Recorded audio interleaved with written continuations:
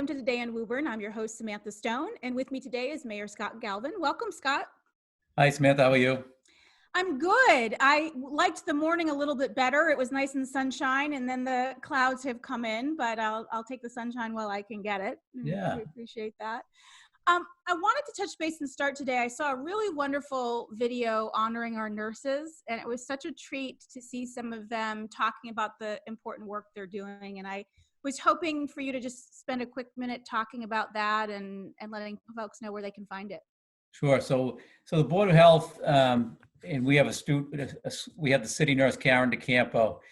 When the whole coronavirus started, they were really taking the calls, contacting people who had been infected with COVID-19 and doing the tracing.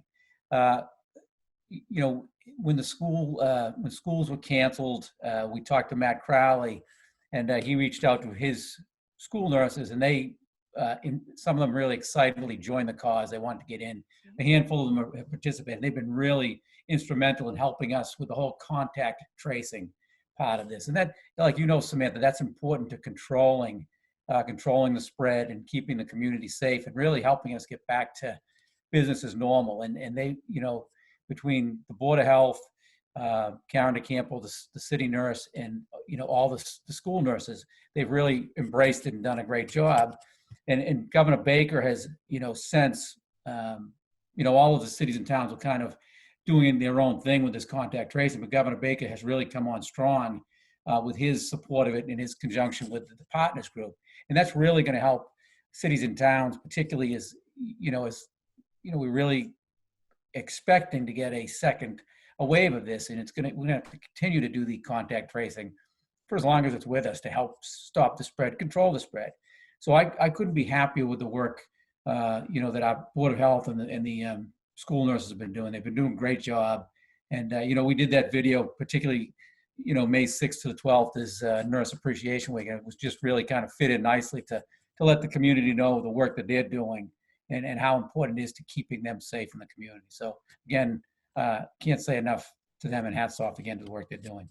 Yeah, thank you for doing that. And I think it's really important work. We often think about the work of treating patients, which is really critical for us, but also the tracing work that's happening behind the scenes and understanding where people have been exposed and all the communications that go around that. So thank you for doing that. Talking about transmissions, this last few days and over the weekend in particular, masks were a hot topic. Now in contained spaces or in spaces where you can't physically distance from people, we're required to have a face covering of some kind, with some exceptions based on very young age or health conditions and things. And we're not walking around, making people pull their papers out to prove their medical condition. Right. That's not the position we're in. But there were some observations from people who saw police officers or construction crews that looked to be working near each other but not wearing masks. And there were some questions about what our policy is as a city. Right. And also some concern raised that because they don't have access to the protective equipment. And so I was hoping you can touch on both of those things a little bit. So two things, the order is statewide.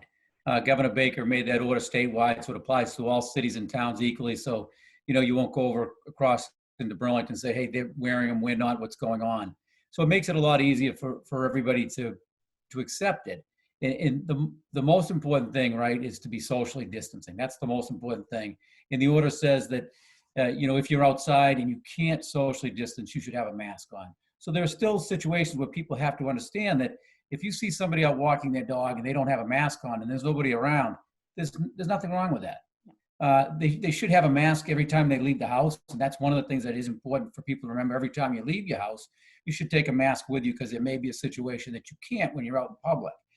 When you're in a store, you absolutely have to wear one. There's no exception. Store owners just aren't letting people in anymore. So I think you may see, an instance here and there where somebody's in a store and they don't have a mask, and that's because they may have some physical ailment where they don't have to now. Store owners still don't have to let them in.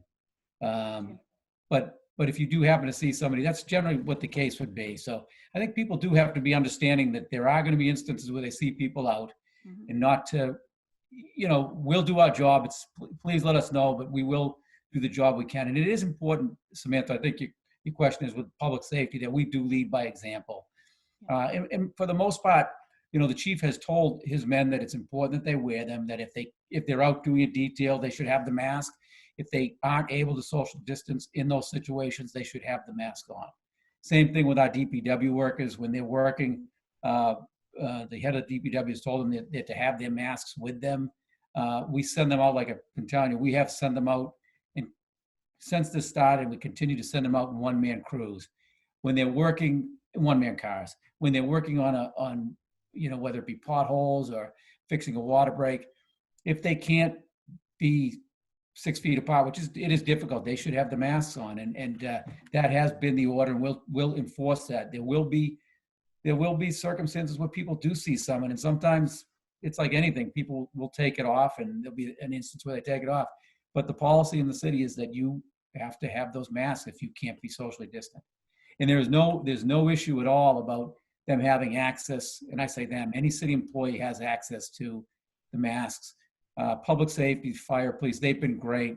There may be instances, like I said, where people see them at a detail, but they've been told to lead by example, and if they can't, when they're doing a detail, if they can't be socially distant, physically distant, they should have that mask on.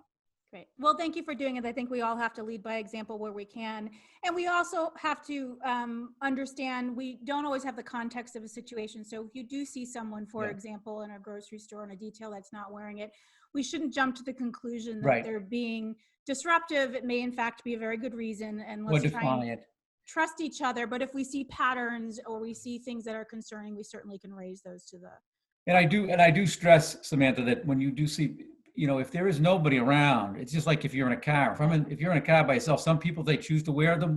But they're really, if you're in the car by yourself, there's no need to have the mask on, unless you just want to all the time, or if you're out walking and you don't really anticipate seeing somebody, you don't, if nobody's around, you don't have to have it on. But you should never leave your house without a mask. It's that.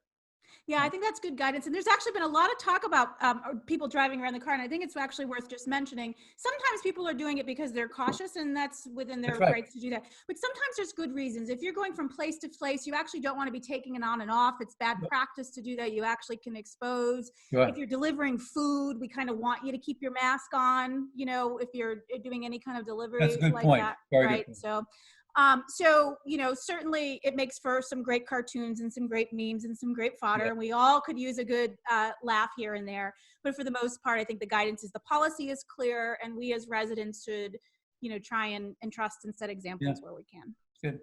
Yeah, excellent. Thank you.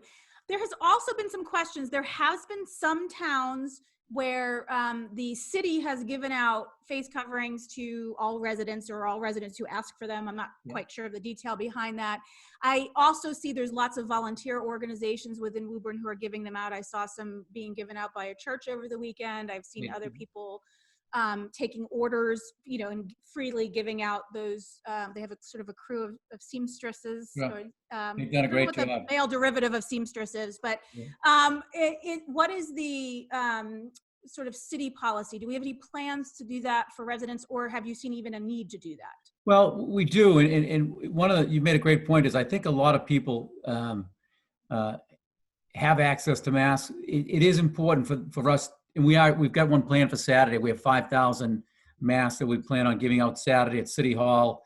We're going to nail the time down, whether it's 9 to 1 or 10 to 1. There'll be a period at City Hall. But we have 5,000 to give away, and it's for people who need them. And everybody says they need them, but let's face it, there are certain people, like I probably have 8 or 10 of them laying around my house that I can wash. There are a lot of people who don't need them, but for the ones who do need them, that's what we plan on doing that this Saturday. We'll have 5,000 masks to give away. And, we do see other cities and towns doing it, and we're going to do it as well. Great. Well, thank you for that update. I think people will, and I agree. I think for those, I know I have some very talented friends who have made masks for the family. And so I certainly don't want to take away from someone else who might need that, but it's wonderful for those folks who haven't had the opportunity. And thanks for bringing up that question. Thank you. Yeah. Thank you for doing that. I appreciate it. One of the things that we also saw is I think there were some craft kits that the Woburn Rec Association gave out to people, which was nice. I had a couple friends who posted pictures of their kids, which was always a nice little touch. Are there future programming, whether they be virtual classes or other types of activities that we should be looking out for from the Woburn Rec?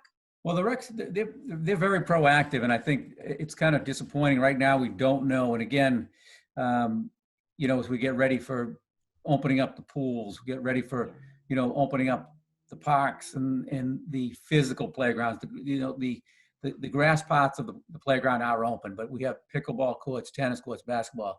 We really do want to get them open, but right now we're working with the governor to come up with plans that will be pretty much uniform throughout the state, how we do this and what we're offering. So, like I said, to get to your question, the Rec is really, they're dying to get back in action, but they're doing some great things with these arts and crafts programs and other programs that they can do online. So they'll be, doing the best they can to keep that updated.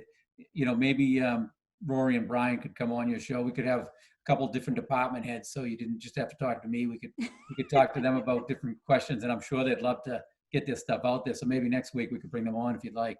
Oh, it would be great to have them on. We'd love to have them. I think it's always great for us to see all the hard work that's happening behind the scenes that we don't all know is there. So absolutely.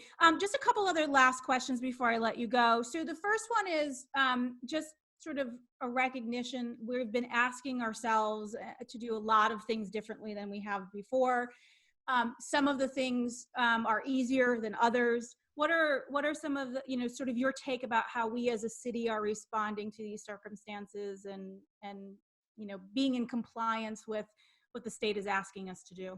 I think, I know the city residents have really stepped up big time because, it's a major change, and it's a, major sacrifice that a lot of people are being, asked to make for something that they had no hand in creating. So it's not, but it seems to me that more people are more concerned about how they can help their neighbor than helping themselves. And I think that goes a long way to showing the character or the type of people who live in the city. And, all of us have made sacrifices, but we had to do. A lot of people have gone even further. They've had monetary sacrifices. They're struggling to make ends meet. And those are real hard things that, that's why we need this balance to get back open, but we have to do it safely. And, I think the city, the state's taking the right approach. That's for sure. They're a little cautious. I know everybody would like to see things open up sooner. One of the things I say, and we have this argument, not a discussion at the house every night.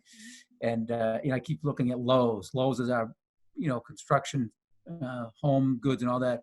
It's been open since this started. The Market Basket has been open.